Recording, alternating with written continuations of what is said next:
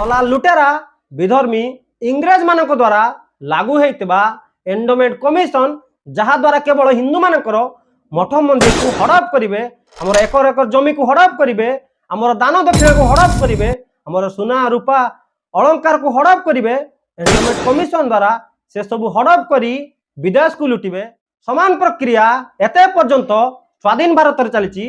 तबे स्वाधीन भारत में धर्मनिरपेक्ष भारत में बहु संख्यक हिंदू मान एते अन्याय अधर्म कौन पाई हो? यदि आपण माने चुप रहिबे, नीरव रहिबे, तबे आपण मानकर शोषण हबो, सबुकिछि लुटा जीव, विधर्मी माने अत्याचार करिवे, शेषरे बाध्य हबे पलायन करिया पाई। तेणु ए एंडोमेंट कमिशन विरुद्ध रे आवाज उठांतु। सारा भारत वर्ष रे जेते भी मठ मंदिर अछि सरकार को कब्जारू मुक्त करा जाऊ। आ विरुद्ध रे विराट बड़ आंदोलन रो आवश्यक अछि। सरकार केवल हिंदू मानकर मठ मंदिर को हड़प करी रखिछि, तार एकर एकर जमी को हड़प करी रखिछि, तार सुना रूपा हीरा मोती को हड़प करी रखिछि। यदि एते सबु हड़प करी रखिछ ता पाखुरु कोटी कोटी लक्ष लक्ष टंकार आय कमौछ, तबे कोन पई प्रत्येक मंदिर एबे अव्यवस्था होउछि? से पुरी मंदिर हो किंबा अन्य जगह हो, गणतंत्र भारत रे धर्मनिरपेक्ष भारत रे केवल कोन पई हिंदू मानकर मठ मंदिर? यदि भारत धर्मनिरपेक्ष तबे कोन पई अन्य मजहब संप्रदायर समानकर मस्जिद, मजार, समानकर गिरजाघर ए सब को कहीं सरकार अधीन को नहीं? तबे कोन पई केवल हिंदू मानकर मठ मंदिर को अधीन को नहीं लक्ष लक्ष हजार हजार कोटी कोटी टंका टैक्स नौछि? ए सब को बंद करा जाऊ। सेति पई समग्र हिंदू समाज एक हेई आसंतु आवाज उठेबा। जते भी मठ मंदिर अछि आम भारत वर्ष रे ता पाखरु जेते भी सबु आय हेउछि आम हिंदू मानकर पैसा, आम मठ मंदिर पैसा, आमर सबु किछि हिंदू समाज पई लागिबो। प्रत्येक वर्ष धर्मांतरीकरण होउछि, हिंदू मानक ऊपर आक्रमण होउछि, हिंदू युवकटी काम पाउ नाही, बेरोजगार अछि। एबे भी सारा भारत वर्ष रे आम हिंदू लोक माने अनेक असहाय अछंती, गरीब अछंती। यदि प्रत्येक वर्ष सुचारू रूपे समग्र हिंदू समाज संगठित हेबे आ आम मठ मंदिर एकर एकर जगह को सुचारू रूपे कार्यकारी करिवे, ता पाखरु जेते भी सबु आय हेबो से सब को जदि आम सठिक रूपे सुचारू रूपे संगठित होई कार्यकारी करि परिबा, तबे गोटिए भी धर्मांतरीकरण हबो नाही, तबे गोटिए भी गरीबता रहिबो नाही, केही भी बेकार हेबेनी।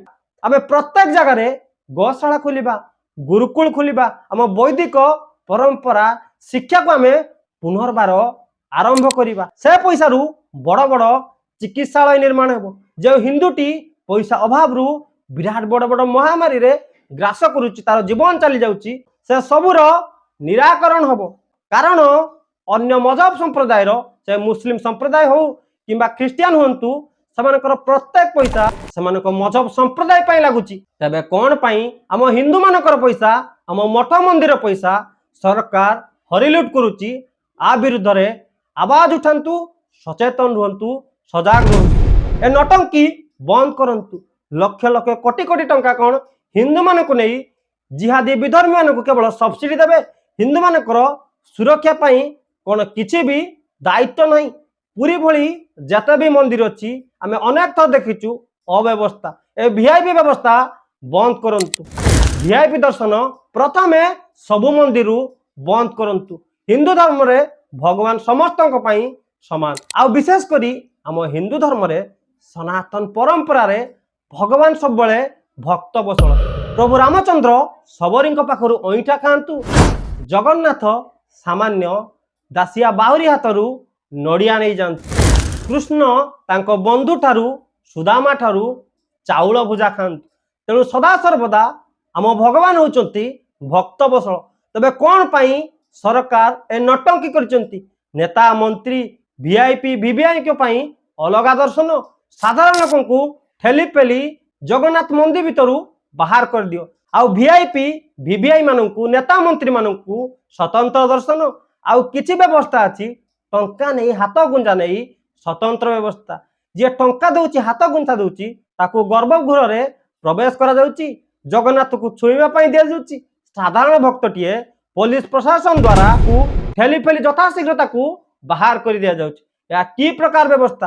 लक्ष लक्ष कोटी कोटी टंका नौच केमिति हिंदू समाज सुचारू रूपे प्रभु को मन भरी दर्शन करें से व्यवस्था करंतु।